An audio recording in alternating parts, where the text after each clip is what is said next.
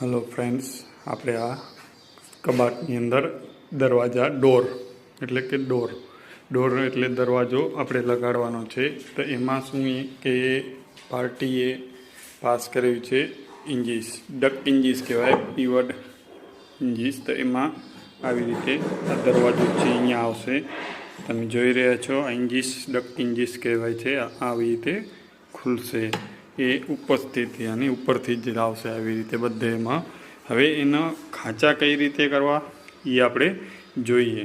હવે એમાં અહીંયાથી આપણે જે સાઇઝ હોય પ્રમાણે દરવાજાની આપણે અહીંયાથી 4 ઇંચ મૂકીને લગાવ્યું છે નિશાન. તમે જોઈ રહ્યા છો, નિશાન છે 4 ઇંચ, પછી 3 ઇંચ, બાકી એનું પછી સેન્ટરમાં 1 ઇંચીસ આવશે, કેમ કે 6.25 ફૂટનો દરવાજો છે. તો હવે એમાં આપણે ખાંચા કરશું કઈ રીતે. તમે જોઈ રહ્યા છો, આપણે ડક ઇન્જીસ તમને બતાવીશ આગલા વિડીયોમાં કે ડક ઇન્જીસના નિશાન આપણને અહીંયાથી ખૂણાથી લઈ ને અહીંયાથી 4 ઇંચ, પછી ઇંજીસ, પછી સેન્ટરમાં ઇંજીસ, નીચે ઇંજીસ, 3 જગ્યાએ ઇંજીસ આવશે. કેવી રીતે કટિંગ થાય છે એ તમને બતાવીશ હું વિડીયોમાં. આ ડક ઇંજીસ કહેવાય છે, તમે જોઈ રહ્યા છો. તો આપણે આની અંદર લગાવવાનું છે ડોરમાં, દરવાજામાં.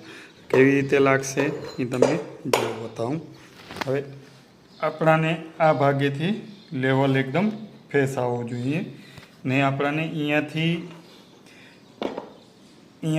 આ ખૂણેથી લઈ ને આ ખૂણા સુધી 1 ઇંચ એક દોરો પરફેક્ટ કટિંગ કરવાનું છે.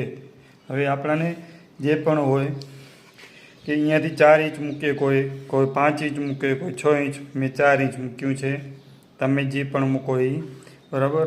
હવે આપણાને આ કટિંગ કરશું.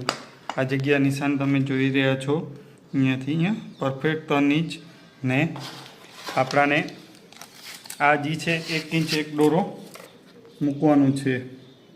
તમે નિશાન જોઈ રહ્યા છો, 1 ઇંચ એક દોરો. ને બીજું માર્કિંગ મેં તમે જોઈ રહ્યા છો, આપણે આ કટિંગ કરીએ છીએ.